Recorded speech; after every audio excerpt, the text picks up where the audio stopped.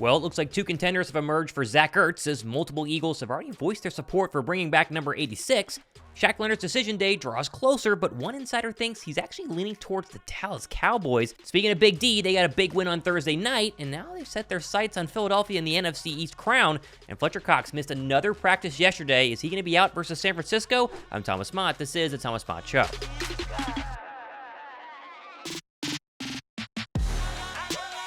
Thank goodness the NFL finally decided to flex the Eagles versus Seattle Seahawks Week 15 Monday Night Football matchup now, after the Birds were originally scheduled to play the other Birds on a Sunday afternoon. This move takes Patriots versus Chiefs out of the Monday night primetime slot and moves back in Jalen Hurts in Philadelphia. It's pretty crazy. This is the first time in NFL history they've ever flexed a Monday night game, but now Philly gets to play back-to-back primetime matchups against the Cowboys and then the Seattle Seahawks. And speaking of Dallas and Seattle, man, the Hawks had a big chance last night to pull off the massive upset in Big D. Shout out to the refs and I guess Tyler Lockett for blowing that game. Of course, Dallas and Dak Prescott did look good. The offense is humming, but that Cowboy defense and Deron Bland, boy, they got cooked by DK Metcalf and Seattle's passing attack. It is worth noting that if Philadelphia were to lose on Sunday to the 49ers, the Eagles versus Cowboys game that Josh and I will be at essentially becomes a battle for a momentary lead in the NFC East. Are you guys worried about Dak and Dallas, or do you think Philadelphia and Jalen Hurts are going to be able to go on the road and win a second straight matchup against the Dallas Cowboys? They've been historically bad on the road against Dallas, but we got to focus in on the Niners though first before worrying about the division rivals. Now, one thing I am a little worried about is Shaq Leonard, and while we continue to wait for the linebackers' decision day, former Eagle and NFL insider Brian Baldinger told 105.3 The Fan in Dallas yesterday that Leonard is not leaning towards the Philadelphia Eagles. I hear he's leaning towards the Cowboys.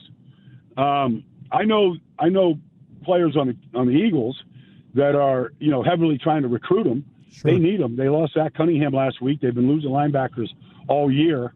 I hear he's favoring the Cowboys at this point. I know he's a little measured about this thing. Now, he did mention there that the Birds are lobbying heavily for the linebacker. I wonder if the Birds' result on Sunday versus the 49ers will have an impact on Leonard's decision. Like, Dallas already won their game this week, and if the Birds were to lose, would that make Leonard more inclined to sign with the Cowboys, thinking that they might be the number one seed? Either way, a decision is expected by Monday at the latest, and it's safe to say that Leonard will be on the field in Big D 2 Sundays from now, either in midnight green or with that ugly star on his helmet. Honestly, his decision might look something like this: exit now for the Cowboys, or stay the course, stay on the highway, and win a Super Bowl with the Birds. Now, Baldinger did admit, however, in that radio interview, that whoever gets Shaq Leonard is gonna get a really good player. I know this: whoever gets him, they're going to be a better team. He's a great teammate.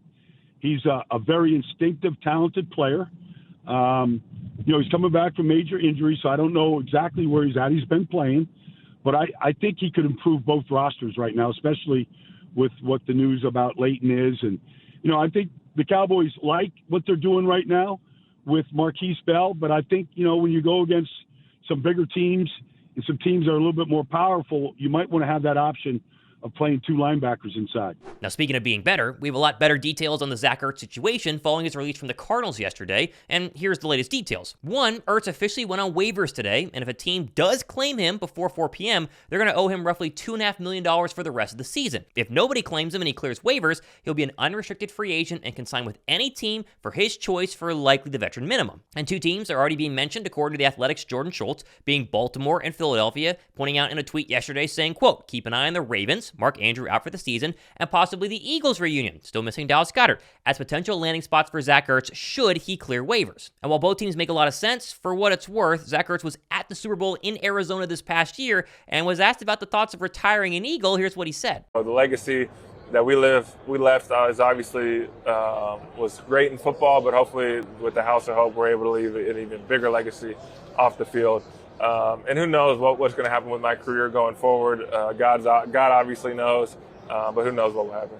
Would you retire an Eagle? I mean, yeah, eventually I'll, of course, retire an Eagle. It's just whether we're going to play again for the Eagles, but who knows. Two final notes here on Zach Ertz. One, the Philadelphia Eagle players are already lobbying for him to come back to the Eagles, as you see guys like Lane Johnson and Chris Long tweeting at their former tight end. And Super Sleuths on Twitter also found that Ertz's two most recent likes included, one, being a tweet from our former quarterback, and two, being Zach Leonard going to free agency. So far, though, Ertz has only broken his post-release silence once with the following tweet saying, "Thank you for the past 2 years, AZ. Truly grateful for our time here. The best is yet to come, Proverbs 3:5. Now, I've seen many of you in my comment section overwhelmingly pro bringing back Zach Ertz, as am I. And sure, some of the haters will say that, well, Goddard was spotted at practice yesterday catching passes and seemingly is close to a return. But behind Goddard, the pass-catching abilities of the other tight ends aren't anything special. Why couldn't Ertz be the perfect number 2 to spell Goddard when needed? Or how about provide additional red zone packaging with 2 tight ends in serious situations down the stretch? He's only 33 and probably in a better overall physical state than Julio Jones, due to the fact he's been a lot less injured than Julio Jones throughout his career. Why couldn't he give you a little bit more than Jones has already shown this season and provide some serious leadership, some serious depth, and perhaps a touchdown or 2 on the field going forward? Now, the hardest spot is going to be creating the roster space to acquire both Zach Ertz and Shaq Leonard. Right now, Philadelphia doesn't have that roster space available. Plus, you have guys like Justin Evans coming back from IR. There's a lot of little intricate general manager type-S problems that Philadelphia needs to figure out, but they have the GM of the year, maybe the GM of my lifetime in Howie Roseman, and I'm sure if he wants to bring in Ertz or Leonard, he can make that room available. Drop a like down below if you guys are in on bringing back Zach Ertz. I think most of you are. Can we get 2,000 likes on today's show? Just for the idea of bringing back Ertz is really exciting to me. Now, in terms of that laundry list of injuries we saw in the report yesterday, the good news is that Lane Johnson was back at practice yesterday and was a full participant. He'll officially go Sunday after missing last week against the Buffalo Bills. So will Milton Williams, DeAndre Swift, and Devontae Smith, who were all full goes yesterday after receiving slight injury designations earlier in the week. Brown, Jordan Davis, and Julio Jones were limited yesterday, but that seems like a minor inconvenience as they will all play on Sunday as well. Fletcher Cox, Julio Jones, and Zach Cunningham all did not practice again for the 3rd straight day. And the big one here is obviously Cox, who could still play, but be a big loss on the defensive line that's tasked with holding back the best running back in the league, potentially the best running back this entire season, in Christian McCaffrey. Now, I'm confident that Davis and Carter can hold their own, but losing Fletch would still be a big-time loss for that Philadelphia Eagles defense. Here's to hoping that his groin can heal a lot between now and Sunday afternoon, and he actually has a chance to go ahead and play.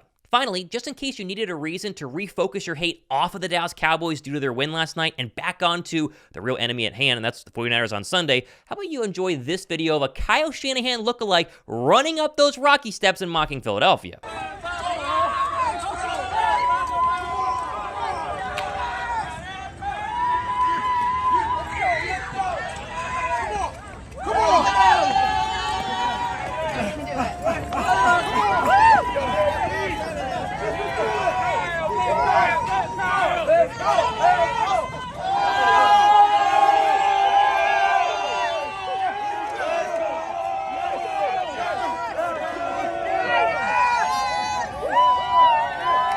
Horrible. I know. I hated that too, but we need to see it because we got to focus on San Francisco first, win that game, and then we'll press all of our combined hate into Dallas just a couple of days from now. Here's to Jalen Hurts praising the 49ers, trying to refocus us for Sunday.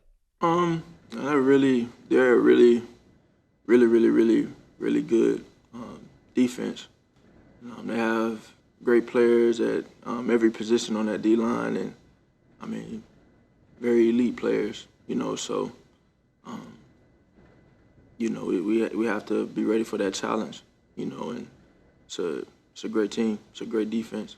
We have plenty more stuff happening the next couple of days and weeks, but I do want to end today's show by thanking you. We hit 30,000 subs today. 30,000 just a little over a year is unbelievable, and over 6,000 subs this past month, and 3 million views total for the channel just this month. The growth has been incredible. I put a ton of hard work into making this show way more watchable, way more enjoyable, more focused towards you guys, the listeners, and the fact that you've rewarded me with a ton more views has not gone over my head. I greatly appreciate it, and here's to 35,000 and 40,000 and the continued growth of this channel. My promise to you is to give you the best, most watchable Eagles content you could possibly find on this platform. There are plenty of other choices. We try to make this one the best, and I appreciate you guys rewarding me with having an absolute ton of views this month. Now, my other promise to you is to be the first channel live, whether the Shaq Leonard news hits first or the Zach Ertz news hits first, but you got to be sure to turn on the notification bell. That way you're notified when we go live to go ahead and be one of the first to see and hear exactly what Philadelphia has done if, and hopefully when, they sign either of these 2 star players. All time over today on this edition of the Thomas Mott Show. Enjoy the rest of your Friday. Get ready for a crazy weekend.